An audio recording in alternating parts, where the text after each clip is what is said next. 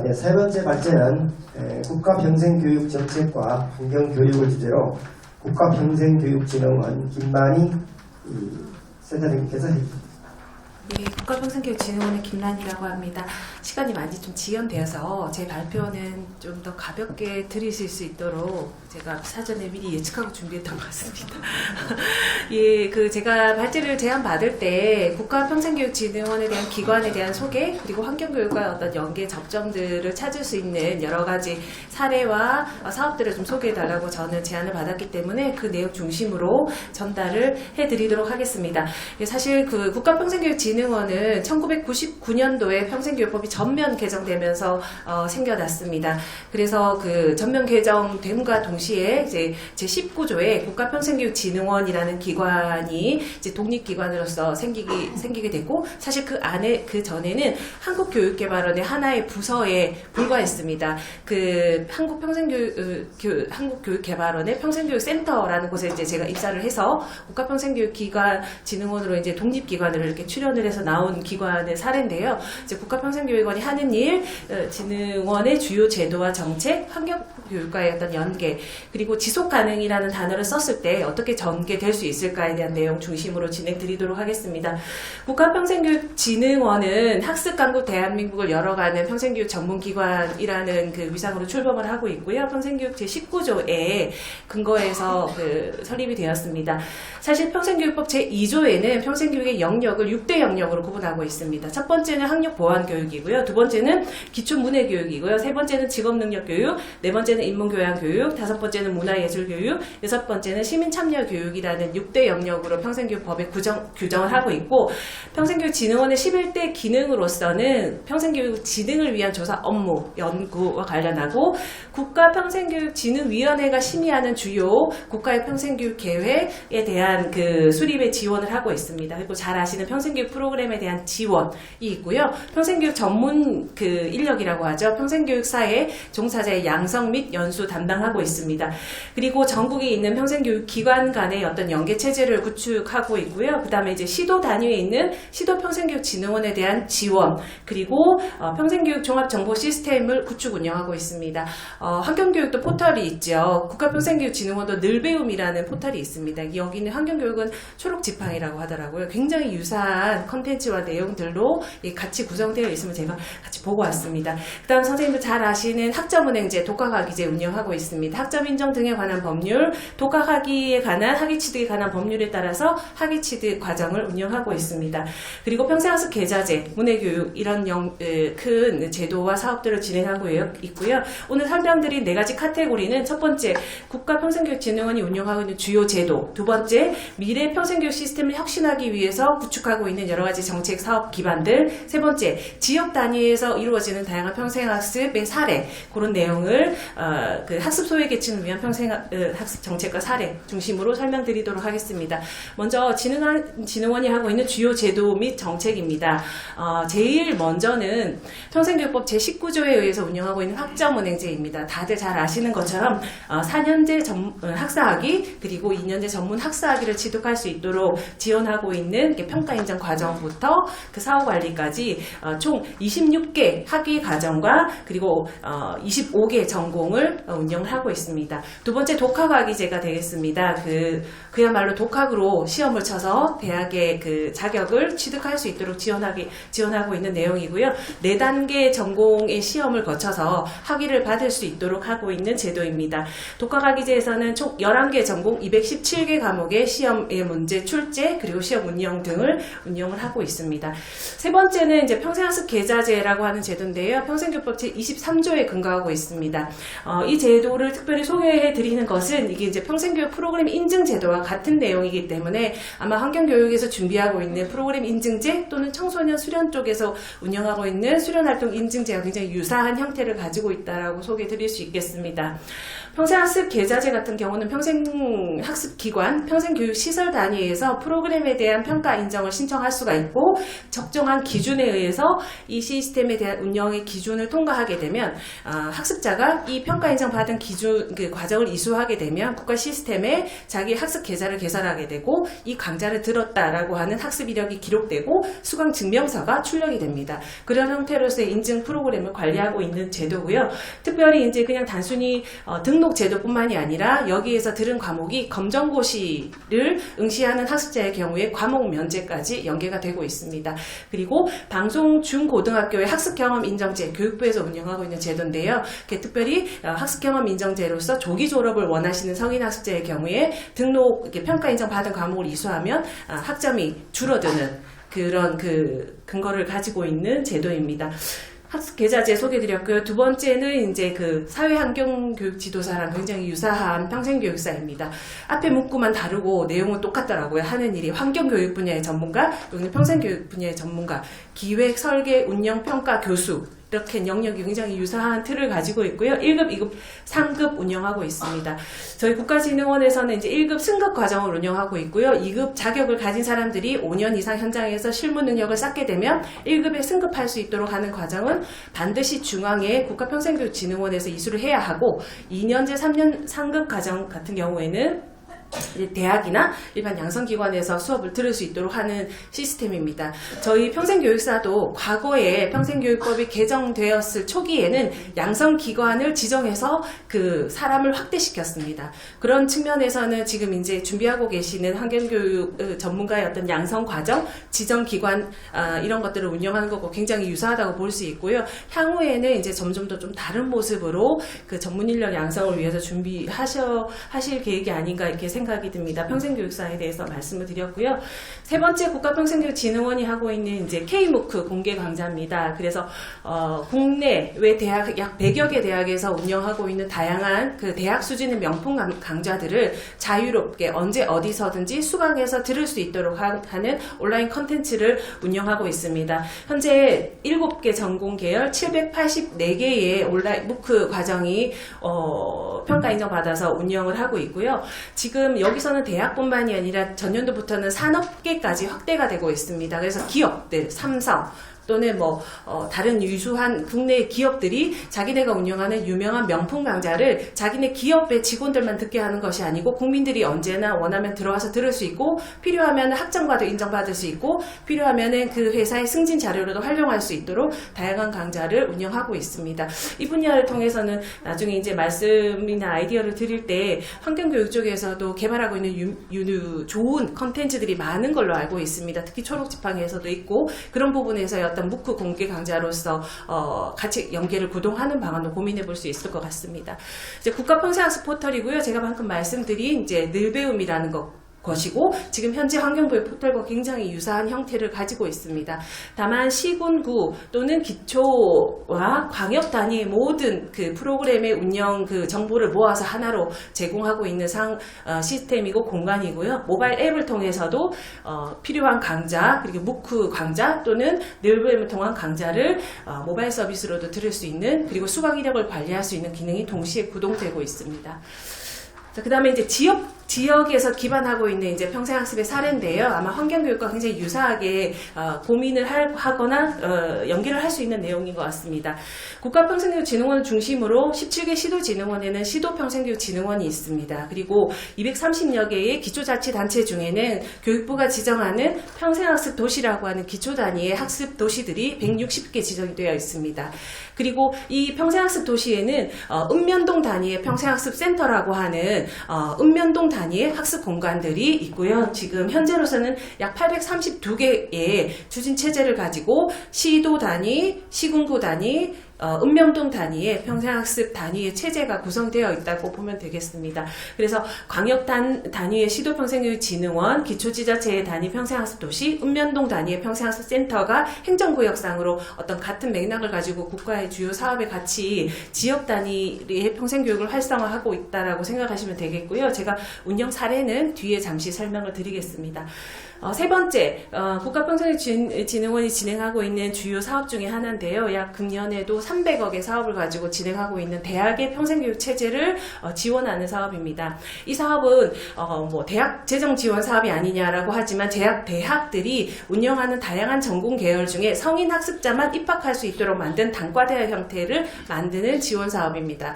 여기에는 전공 계열도 있지만 다양한 비학위 과정들도 있습니다. 그러니까 학습자들이 들을 수 있는 여기에 보시면 평생교육학과도 있고 청소년 상담학과도 있고 컨설팅 학과도 있고 성인 학습자들이 원하는 학과가 대학의 시스템 속에서 구동할 수 있도록 지원하는 체제이지만 그 지역의 특성과 현안을 발굴해서 대학이 운영할 수 있도록 하는 비학위 과정 프로그램이 있습니다. 이른바 잘 아시는 평생교육원에서 운영하는 다양한 비학위 과정 프로그램들이 국가 예산으로서 같이 구동하고 있다라고 보시면 되겠고요. 그 지역의 학습자가 필요한 프로그램 중심으로 생애 단계별로 맞춤형 평생교육 프로그램을 구동시킬 수 있는 프로그램을 교육부가 지원하고 있는 내용이고 전국의 18년도 기준으로 단과대학 형태의 평생학습 대학은 15개, 학과 단위로 운영되는 평생학습 대학은 6개가 지정이 되어서 운영하고 있습니다.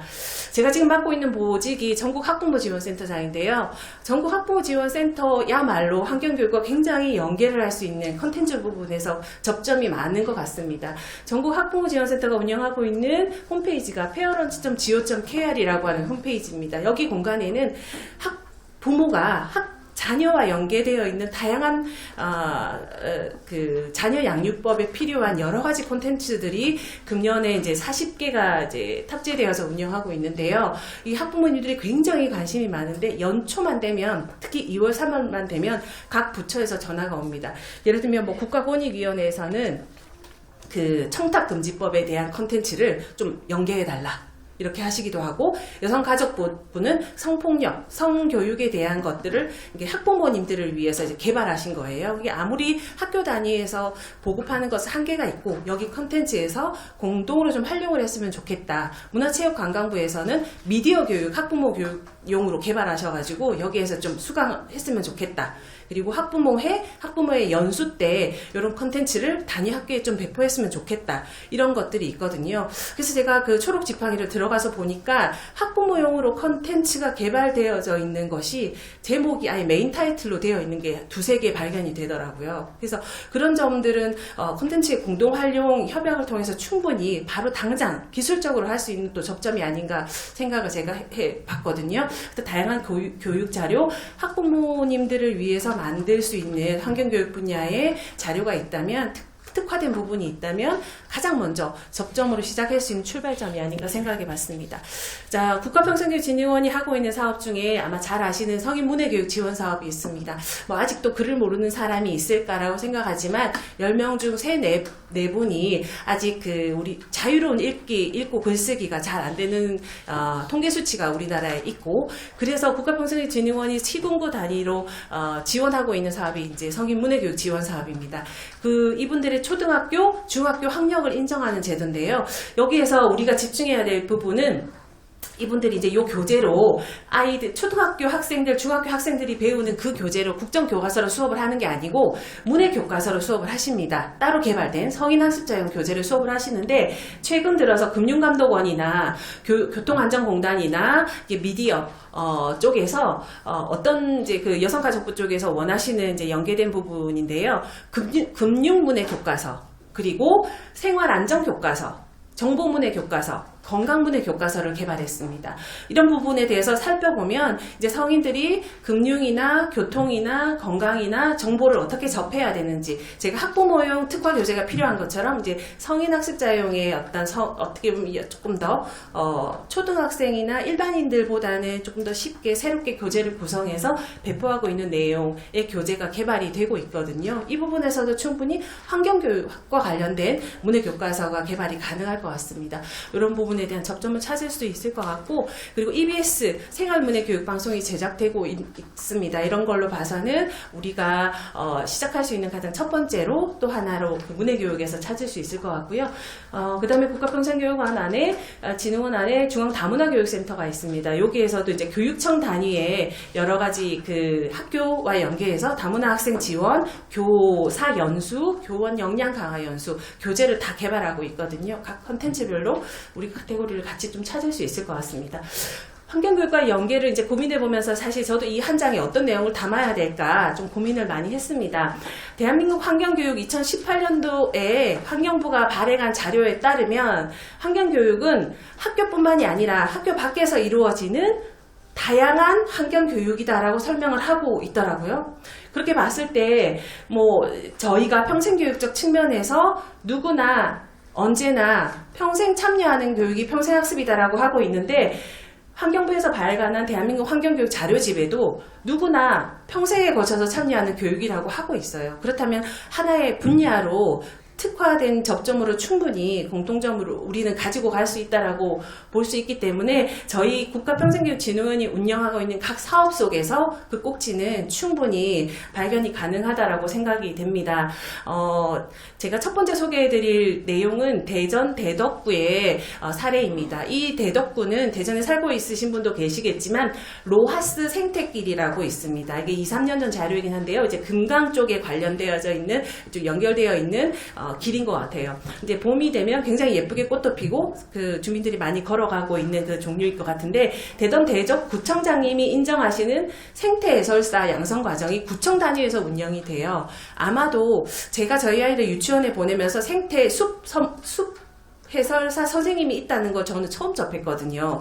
그런 것처럼 여기에서 대덕구에서 생태 해설사를 운영하고 있고, 그 구청장님이 인정하는 어떤 구에서만 인정되는 거예요. 그런데 수많은 성인학자들이 여기 구청장님한테 이제 요 수료증을 받고 여기에서 방과후나 생태 학교를 운영하는 지역의 청소년들을 이렇게 케어하고 또 방과후 과정까지 연계하고 배달 강좌제로 강사도 활동하기도 하고 환경 모니터링 전문가로 활동하는 걸 봤을 때, 지금 여기서 양성하고 계신 앞에 뒤에서 발표할 진흥원에서 운영하고 계신 과정의 전문가로서 비슷한, 굉장히 여기는 조금 어떻게 보면 지역 단위에서 운영하고 있는 아주 작은 사례지만 비슷한 사례를 찾아볼 수 있지 않을까, 이런 그 내용이고요. 지금 이제 자유학기제 그리고 고등학교의 고교 학점제가 전면 도입 시행이 되잖아요. 그런 측면에서 학부모님들이 굉장히 정보와 자녀들이 밖에서 활동할 수 있는 공식 인증 프로그램을 굉장히 목말라 하고 있어요. 어디서 무엇을 하는지. 그래서 부산 남구에서도 이 지역의 특성을 활용해서 아이들이 방과후 학교나 자유학기제나 고교학점제 활동을 할 수 있는 여러 가지 프로그램들을 운영하고 있는데, 여기에서도 마찬가지로 그 지역의 어떤 생태 환경 프로그램이 교육 현장 속으로 들어와서 아이들과 함께 할 수 있는 프로그램을 개발하고 있기 때문에 아마도 조금 이렇게 지자체 안으로 더 들어와 보면 이런 사례는 훨씬 더 많이 발굴될 수 있을 거라는 측면에서 말씀을 드리고요. 이것도 마찬가지입니다. 주민이 주도하는 마을 공동체 지원 사업입니다. 요즘 도시 안에서, 마을 안에서 마을 공동체, 도시 재생, 마을 공동체 활성화 사업, 이런 것들이 굉장히 활발하게 운영이 되고 있는데, 여기에서 꼭 빠지지 않는 게 환경이고요. 지역 바꾸기고, 지역 변화고, 지역 환경 개선이고, 주민의 학습이고, 그렇습니다. 안에 들여다보면 환경 개선 프로그램이나 환경 교육 프로그램이 꼭 들어가기 때문에 여기에서도 굉장히 많은 전문가를 요구하고 있고, 심지어는 지역별로 마을의 통반장들을 활용해서 전문가로 막 양성을 하고 있단 말이에요. 저는 환경교육에 필요한 전문 양성 프로그램이 있다면 지역사회 안에서 충분히 제공이 가능하고 공동적으로 개발할 수 있는 다른 건 없을까 생각이 듭니다.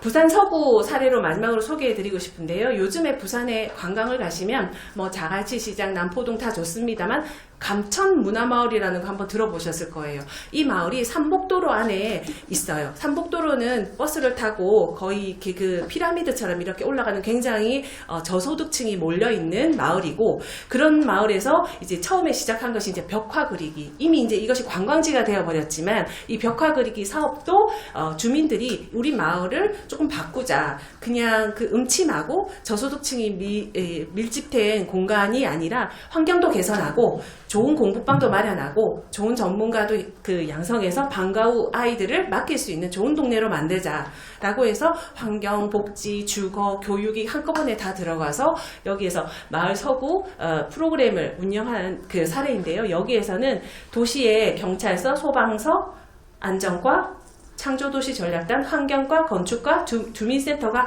다 같이 들어가서 공동으로 프로젝트에 참여하고 있는 사례입니다. 어떻게 보면 도시재생, 마을재생 이런 것과 또 연계되는 사례라서 그래서 마을의 지도도 만들고요. 환경이 완전히 개선됐어요. 제가 어릴 때는 부산 감천마을의 뭐 문화마을도 아니었지만 별로 가고 싶지 않은 곳이었지만 지금에는 이런 굉장히 어떻게 보면 관광지로 명소로 자리 잡았잖아요. 그래서 마을의 전체 가 같이 지역을 바꾼 동네를 바꾼 사례로서 설명을 드릴 수가 있겠습니다. 자, 지역 속에 있는 평생학습의 활성화 사례를 통해서 조금 고민을 하게 되는 부분을 그 화두로 던지고 싶었고요. 지속가능을 위해서 지속가능이라는 단어와 연계를 해볼 때 환경교육, 평생교육, 문화예술교육은 각각 따로 있는 듯 보이지만 그 속에서 국가의 성장과 발전을 위한 그 학습이 기본으로 어디에서든 학습은 빠질 수가 없잖아요. 그래서 지금 각각 흩어져 있는 것 같이 보이지만 같이 가지 않으면 서로 성장할 수 없는 그런 접점에 있다라고 제가 마지막으로 저의 그냥 고민이자 아이디어를 던지면서 제 발표를 마무리할까 합니다. 감사합니다.